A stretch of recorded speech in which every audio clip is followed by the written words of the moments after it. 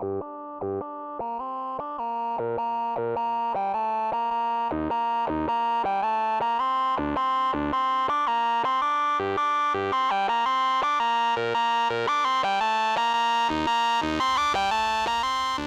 everyone, it's me, Mr. Mario. Anyways, I have been wanting to do a commentary for quite some time. Now I actually have some time to do so.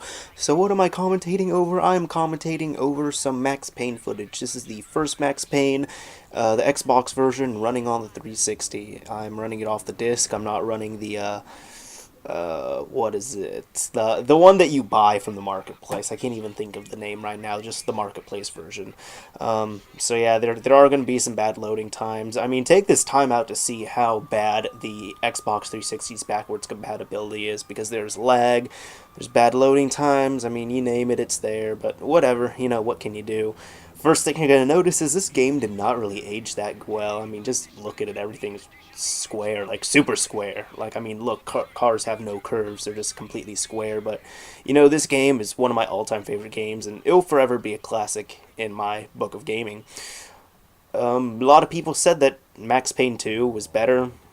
I don't know. To me, I just recently beat Max Payne 2. I'll be honest, Max Payne 1, still good. I like the storyline more. I like the gameplay more. The gameplay feels more arcadey, so to speak. And I'm doing this because, I mean, Max Payne 3 is right around the corner, so why not do it? I was thinking of making a Let's Play out of this, but it's just like with Max Payne 3 right around, I don't really know if I have time or, you know, the patience to actually do a Let's Play. So, anyways, let's get into this topic at hand. I kind of wanted to, not really rant about it, but just, I don't know, talk about it. Just working at a game store, is it really all that it's cracked out to be?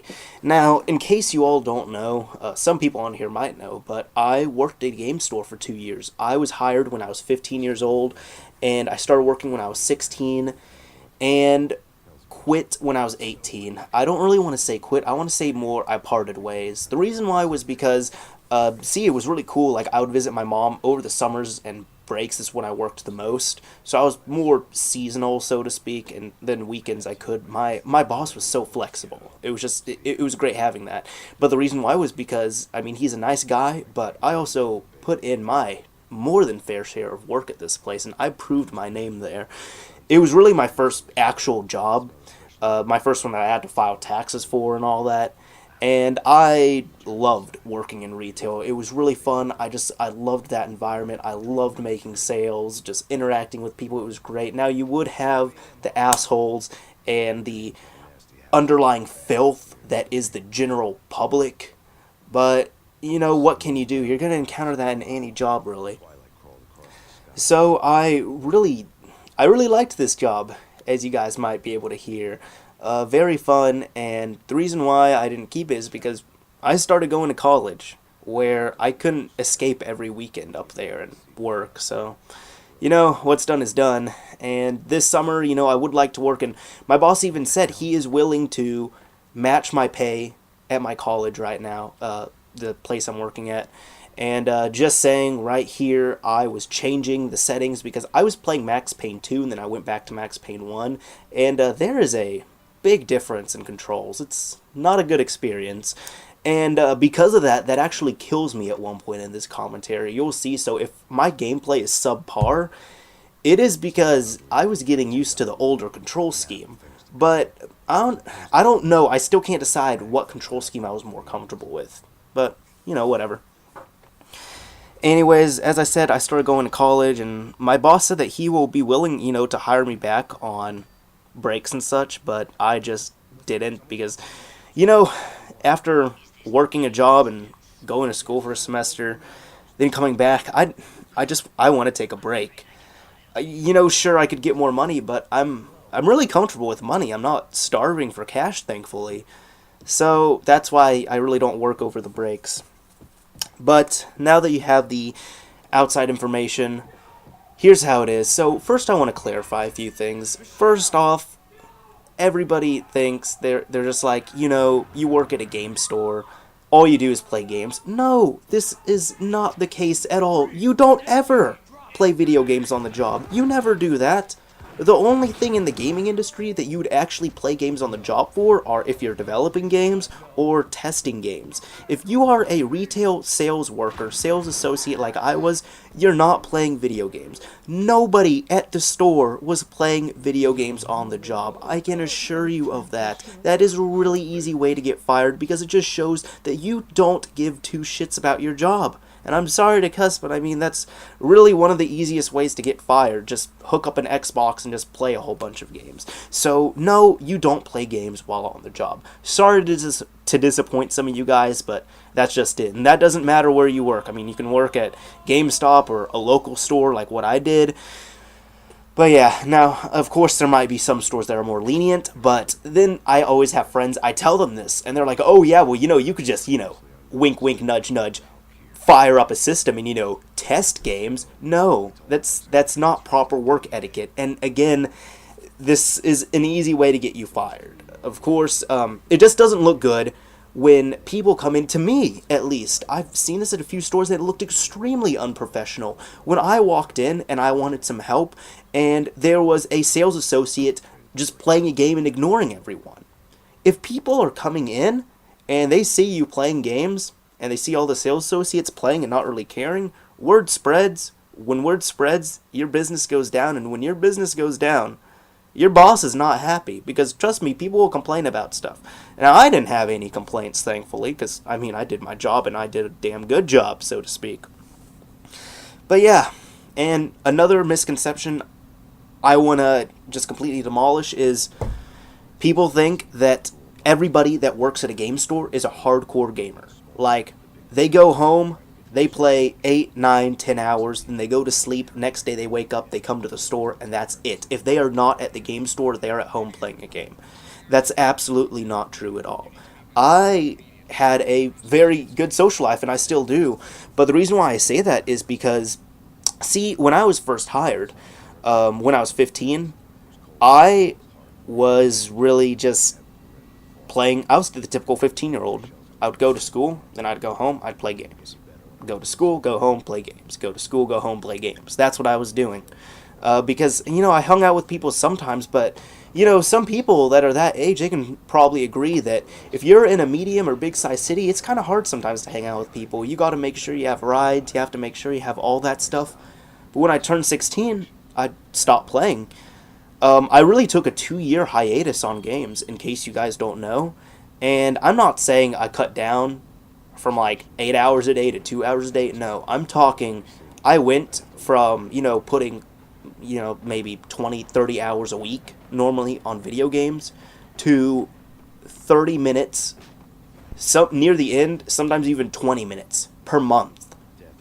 So you gotta fathom that right now, just how big of a difference that is. So I just said, at least 80 hours a month down to half an hour per month. And that's really how it is. Like, most of the people that worked there, and this is nothing bad, but most of the people there didn't play games. I was the one. I didn't really play games. And, some people might be saying, oh yeah, well, you look like a hardcore gamer. I'm not really a hardcore gamer. I was when I was younger, but now, I do play more games. But the reason why I did this is because I maybe represent a minority. I don't know, but I knew several people at the store. They experienced the same thing I did. And my manager, he is like the greatest guy I know. He's like an older brother to me. And he grew a hatred towards video games. Now, you might be saying, well, if he hates them so much, why is he working there? Because he's damn good at his job. And he does enjoy the job. But video games, not as much. The reason why is because I experienced this, he experienced this, and several other people I know who work there experienced this. When you're around video games for 8 hours a day, and then you combine that with the general filth and disgustingness and rudeness and just the underlying asshole that represents the general public. When you get home, the last thing you want to see is an Xbox 360. The last thing you want to do is get on Xbox Live. The last thing you want to do is play a video game. Trust me on this, okay? Because I know what I'm talking about. Pretty much from the moment, not the moment, but like maybe about a few weeks after I started to near the end of my cycle of working at this store, So for almost 2 years, actually a little more than 2 years, I think, I didn't. I wasn't playing. I don't know how else I can explain it. And so that's the thing. Hardcore gamers do not work at game stores. And another thing that ties into that is that people, here's one of those really long loading screens. But another thing is that people, for some reason, think that if you play 40, 50 hours of video games a week, you're a hardcore gamer, you play every single game that comes out there, that you're perfect for the game store job. This is your dream job, and you're perfect for it, and there's no way you could mess up.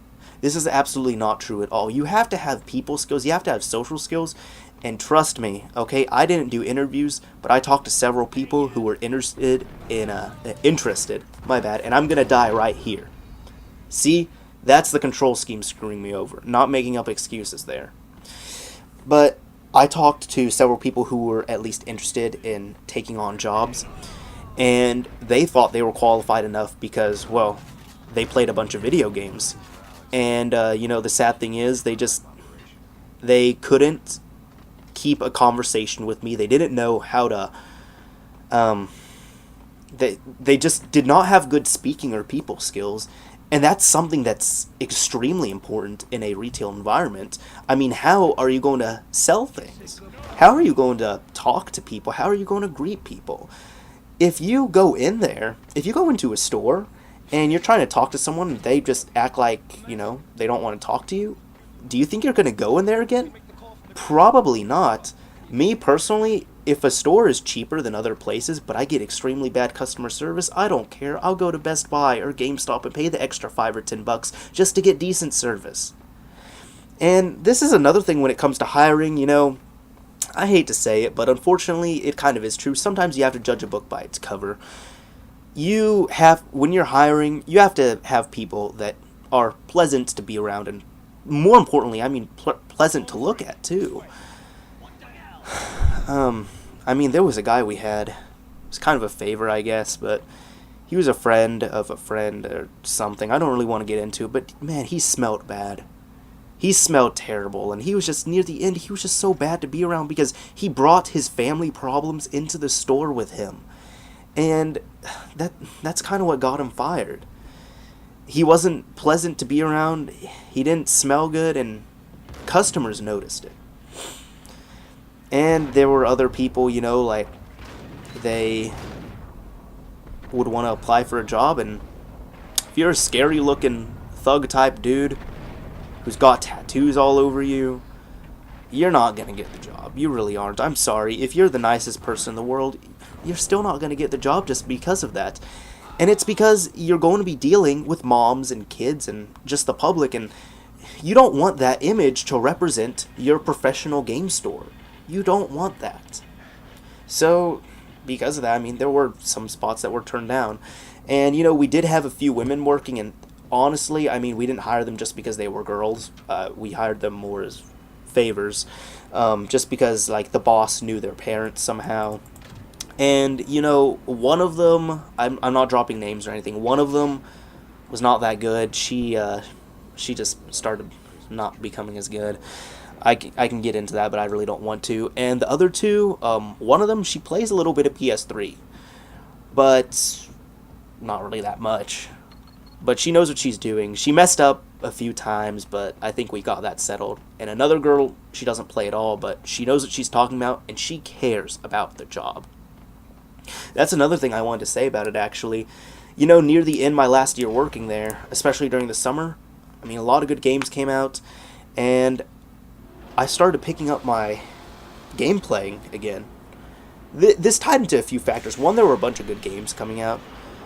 Two, it really helped my sales. I'm going to talk about that. And three, I actually met my girlfriend through working there. I didn't work with her or anything, but it was kind of funny. And at first, she must have thought I was just the oddest person, because she was trying to talk to me about a bunch of games, and I'm like, oh, I don't play.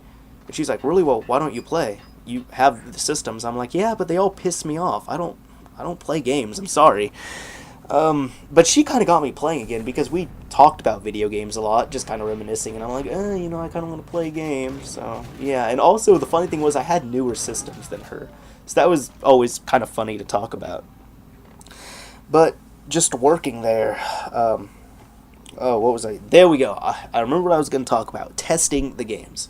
And now some of you all might be saying, oh, well, yeah, testing the games, you're just making up excuses. No, by testing, I meant when a new game came out or a game I didn't really know about would come out, I would usually borrow them because you can borrow them from the store.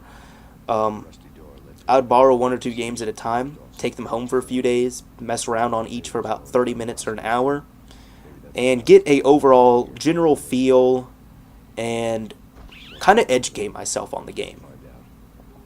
And then what I would do is I would go into work with this knowledge because trust me, I was very knowledgeable with this. And if I didn't have any knowledge, I wouldn't be making my tutorials, I wouldn't be making my rants or any of that or this commentary. But I was very knowledgeable when it came to games and sources and such. I didn't play them that much, but if somebody asked me, "What do you think of Portal 2?" I could give them a reasonable answer. If someone asked me, "What do you think of Grand Theft Auto 4?" I could give them an answer. "What do you think of Duke Nukem Forever?" I could give them an answer. Why? Because I tinkered around with these games a little bit, but enough to know that they were actually okay games. Or, well, it depended. I mean, Duke Nukem, it's one of those I actually talked about with a friend this morning, and it's one of those games I hate to say it sucks because it was in development for 11 years, but Duke Nukem Forever sucks. But you get the point. Because I played these games for a little bit and sampled them and dabbled my tastes, I was able to present that information and regurgitate it to everyone. And that was better than some of the other employees who really didn't know anything about games, and they would either say, "I don't know," or they would not be able to give valid information. And me, I knew everything I could know. Even I ended up even when I was getting gaming magazines, because I still got Game Informer, and then it just got to the point when my subscription ended, I did not bother renewing it because, well, I didn't really feel like it. I didn't go into GameStop, and I didn't really read the magazines that much. But even those, I would read the magazines, I would educate myself a little bit, and then I would bring that knowledge into work. Because when people ask me what I thought of a game, what I thought of a system, PlayStation Network versus Xbox Live, any of that, trust me, you guys, it really helped me out. It helped me out in the sales area. And sales will make your supervisors and your bosses and managers happy, because that's money that's coming in. And as you can see, I was shooting the rats right there. Now, quick fun fact, I guess you can say, the Xbox version, I noticed, does not have the rats with guns. I never played the PC copy of this game, but if you play the PS2 copy, if you shoot these rats, they have guns, and they can actually shoot back at you, which is even funnier because you see like a rat dying in bullet time, which was just really funny. But I was playing this on the Xbox, so of course I didn't have them. But really, as I was saying about all this, and I'm sorry this commentary is a little long, but it's a bunch of information for me to spit out to you guys. But those are just some common misconceptions with it, and as I said, it got to the point I really didn't play that much. And especially, I kind of want to get into that too. When I first took on the job, as I said, this was in another city, about an hour away, and I was living with my mom, well, just staying with her, not living with her, but I was staying with her, and what happened was, like, I didn't go to school there or anything, so I didn't know anyone my age, and I remember the first night I worked there, my whole plan was, okay, I'm just going to go home, play video games, sounds like a summer well spent. But my manager invited me out to Buffalo Wild Wings. Little did I know this would progress into many awesome friendships, because I pretty much befriended all of his friends, and the funny thing was, I was like the little brother of the group because I was 16, and I still am, kind of looked at that like that because I'm the youngest person in my friend group up there, really. But I was 16, I was hanging out with a bunch of 22, 23, 24-year-olds because I was hanging out with my manager.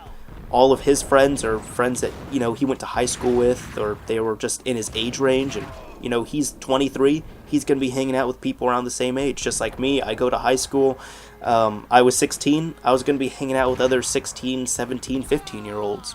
That's just how it works. So, that was cool. I actually developed a really awesome social life up there, and I still have it, but unfortunately, I really haven't visited there that much. I'm hoping to this summer. That'd be nice, but it just happens. Anyways, I think that was good enough for this commentary. I don't really want to tack on too much. This is actually my second time recording it because the first time I felt like I rambled a little bit and it went on for almost 30 minutes. I don't want a commentary that long. But yeah, that's really all I have to say about it.